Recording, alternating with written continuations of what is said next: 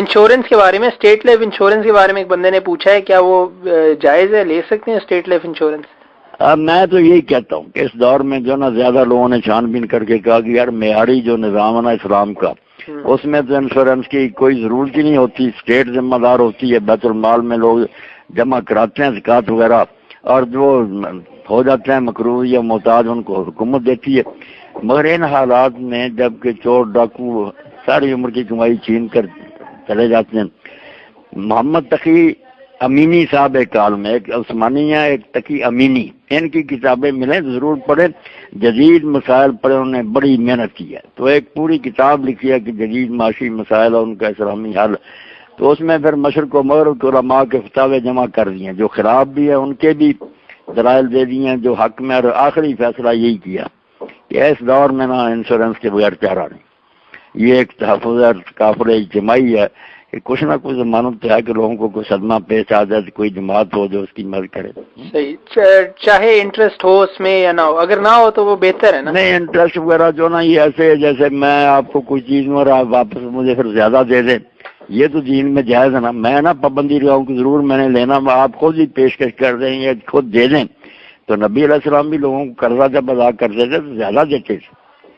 مگر اس کو شرط کے طور پر کہ ضروری یہ نہیں کرنے دیتے تھے کہ یہ سود ہو جاتا، دیتے وقت اگر وہ 100 کی بجائے 150 دے دے تو کہتے یہ تو نیکی کی بات، اس نے بھی احسان کیا۔ اس کو سورہ کے تحت امام خمینی اور سب لوگوں نے لکھا کہ یہ تامین جو ہے نا، تامین عربی میں اس کو کہتے ہیں نا کہ حفاظت کا ایک ذریعہ، تو یہ ٹھیک ہی ٹھیک ہے، جو لوگ وہ اپنی طرف سے کمپنی دیتی ہے دیتی رہے۔ اچھا، تو یہ یعنی کہ فرق چیز ہے، سود نہیں ہے یہ؟ نہیں، اس کو نا سود کے نہ کوئی سود کے نیت سے جمع کرائے، وہ کہے کہ سارے لوگ اکٹھے کرتے رہے فنڈ، کسی کو مصیبت پیش آ جائے گی تو یہ پھر امداد ہو جائے گی، وہ زیادہ بھی دیتے ہیں بے شک، اس میں کوئی حل نہیں۔ یہ اسی طرح کی بات ہے نا جیسے حضور نے بھی کیا، دین میں عرب میں پہلے بھی تھا اخلاق کا کہ جب کسی شخص سے غلطی سے قتل ہو جاتا تھا تو اس کی دیت پھر اسلام نے کہا کہ 3 قسطوں میں 3 سالوں میں دو، اور وہ آدمی نہ دے جس سے قتل ہوا کیونکہ اس کی بھی نیت قتل کی نہیں تھی، وہ پھر پورے خاندان کے بالغ مردوں پر بانٹ دیا جاتا تھا، اس کے سارے دادے کی اولاد پر وہ 3 سالوں میں وہ اکٹھا کر کے دے دیتے تھے، اور جب یہ خاندان کا نظام کچھ ڈھیلا پڑ گیا تو حضرت عمر نے دیوان بنا دیا، پھر دفتر کہ پورا محکمہ یہ کمپنی جس میں وہ ملازمت کرتا نا وہ اپنی تنخواہوں سے روٹی کرا کر اس کی مدد کرے،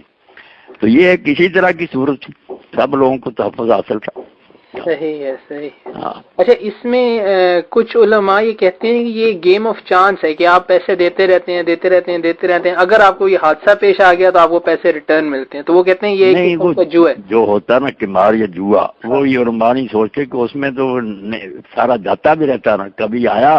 کبھی سارا چلا گیا، جوا وہ ہوتا ہے، یہ جو ہے نا کہ اس کی رقم محفوظ ہے، کسی طرف نہیں جائے گی، مگر وہ کمپنی یا ادارہ جو ہے نا اکٹھا کر کے کاروبار کر کے جو جی چاہے کر کے اس کو زیادہ دے گی اپنی طرف سے۔ نہیں، لیکن ہمیشہ تو نہیں دیتی نا، صرف تب دیتی ہے جب اس کے ساتھ کوئی مسئلہ ہوتا ہے بندے کے۔ ہاں، یہ تو ہوتی ہے، ان کی ساری آپس میں صلح ہی اس بات پر ہے کہ حادثہ جس کو پیش آئے گا اس کی مدد کرے گی۔ اچھا، ٹھیک۔ یہ جو اصل ہو ہے نا چیپٹر کا اس میں آتی ہے، یہ شروط وغیرہ کی بات نہیں، صلح کی ہے کہ لوگوں نے آپس میں یہ طے کر لیا، صلح کر لی ہے کہ اس طرح بھیا جس کو ہم نے سے حادثہ پیش ہے اس کی مدد کریں گے۔ چلیں، صحیح ہے۔